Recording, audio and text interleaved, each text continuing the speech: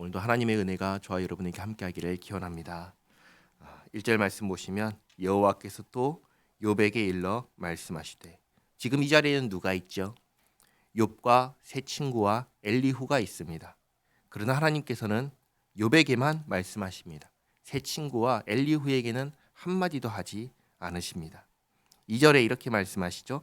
트집 잡는 자가 전능자와 다투겠느냐? 하나님을 탓하는 자는 대답할지니라. 이 말씀의 배경은 9장에서 욥이 했던 말에 있습니다. 욥은 자신의 고통 속에서 도대체 왜 이런 일이 일어나는지 모르겠다라고 하였습니다. 죄와 허물 때문이라면 기꺼이 감당하겠지만 아무리 생각해도 이런 고통을 받을 만한 죄를 범하지 않았다는 게 욥의 생각이었습니다. 그래서 만약에 하나님과 욥 사이에 판결자가 있다면 욥이 지나치게 고통을 받았다며 바로 잡아줄 것을 바랬습니다. 그것을 그렇게 말한 것을 두고 하나님께서 말씀하시는 것입니다. 3절에 욥이 여호와께 대답하여 이르되, 보소서 나는 비천하오니 무엇이라 주께 대답하리이까? 손으로 내 입을 가릴 뿐이로소이다. 내가 한번 말하였사온즉 다시는 더 대답하지 아니하겠나이다.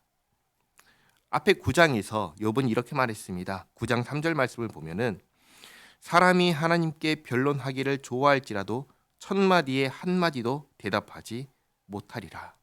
그러니까 하나님의 이 질문에 욥이 그때 9장에서 했던 자기의 말 그대로 반응한 것입니다. 저는 더 이상 말하지 않겠습니다. 저는 더 이상 할 말이 없습니다. 그러자 6절에 그때 여호와께서 폭풍우 가운데에서 욥에게 일러 말씀하시되, 너는 대장부처럼 허리를 묶고 내가 내게 묻겠으니 내게 대답할지니라. 내가 내 공의를 부인하려느냐? 내 의를 세우려고 나를 악하다 하겠느냐? 하나님께 그럴 수 있나요? 그럴 수 없습니다. 그러나 이 말씀은 욥이 그랬다, 그 말이 아닙니다. 욥은 9장에서 분명히 이렇게 말했습니다. 인생이 어찌 하나님 앞에 의로우랴. 하나님 앞에서 결코 의로운 사람은 없다라고 욥이 자기의 입으로 분명하게 말했습니다. 그러나 욥이 가진 의문은 이거였습니다. 하나님께서 왜 하나님 앞에서 온전하고 정직하여 하나님을 경외하며 악에서 떠난 나에게 왜 이렇게 하실까? 이게 욥이 가진 의문이었습니다. 사람이 가진 판단은 둘 중에 하나입니다. 벌 받으면 악인이고 복 받으면 의인이다. 이게 당시 욥의 세 친구들과 엘리후의 생각이었습니다.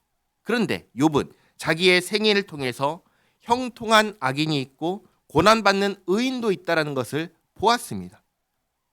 그러나 이 상황이 도무지 이해가 안 되는 것입니다. 하나님은 만물을 다스리시는 분이시다. 그러니 악인을 형통하게 하시는 분도 하나님이시고 의인을 고통받게 하시는 분도 하나님이시다. 그런데 하나님은 분명히 의로우신 분이신데 의로우신 하나님께서 왜 이렇게 하실까? 이게 욥이 가진 의문인 것이죠. 더군다나 이것이 나에게 일어난 상황이니까 어떻게든 이 질문에 대한 답을 찾아야 하는데 찾을 수가 있나요? 찾을 수가 없습니다. 가장 쉬운 방법은 그냥 내가 하나님에 대해서 오해했습니다. 하나님은 불의하십니다. 그래서 악인도 형통하게 하시는 하나님이십니다. 이게 제일 쉬운 답이죠. 하나님은 그냥 불의하십니다 라고 하면 되는데 그럴 수 있나요? 그럴 수가 없는 겁니다. 그래서 결국 하나님께서 말씀해 주시기를 기다렸습니다. 그리고 오늘 드디어 하나님께서 말씀해 주십니다. 뭐라고 하시나요? 나는 공의의 하나님이고 나는 의로운 하나님이다. 이것을 질문의 형식으로 분명하게 선언하십니다. 그리고 말씀하십니다. 9절에 내가 하나님처럼 능력이 있느냐? 하나님처럼 천둥 소리를 내겠느냐? 너는 위엄과 존귀로 단장하며 영광과 영화를 입을지니라.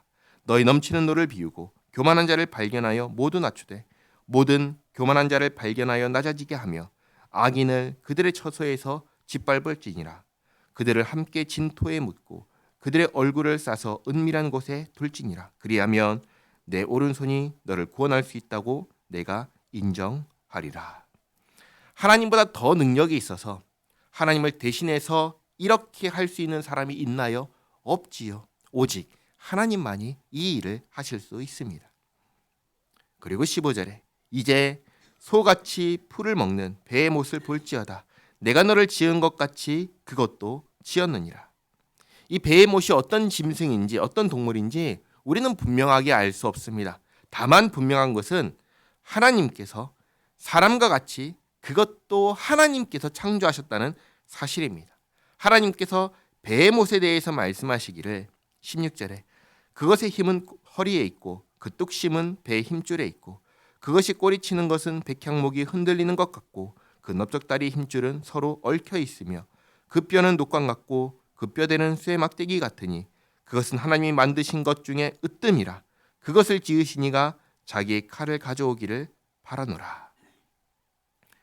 뭐가 으뜸이라고 하죠? 배의 못이 으뜸이라고 합니다. 사람이 아니라 배의 못이 하나님께서 지으신 것들 중에 으뜸이라고 하십니다. 여기 으뜸이다라는 것은 가장 존귀한 존재라는 말이 아닙니다. 이 말은 뭐냐면 육체적인 조건을 말씀하시는 것입니다. 사람의 육체적인 조건은 배의 못에 비길 수가 없다는 것입니다. 20절에 모든 들 짐승들이 뛰노는 산은 그것을 위하여 먹이를 내느니라. 그것이 연잎 아래에나 갈대 그늘에서나 늪 속에 엎드리니 연잎 그늘이 덮으며 시내 버들이 그를 감싸는도다. 강물이 소용돌이 칠지라도 그것이 놀라지 않고 요단강 물이 쏟아져 그 입으로 들어가도 태연하니.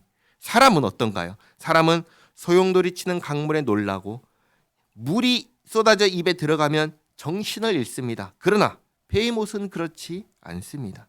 또 24절에 그것이 눈을 뜨고 있을 때 누가 능히 잡을 수 있겠으며 갈고리로 그것의 코를 꿰을 수 있겠느냐.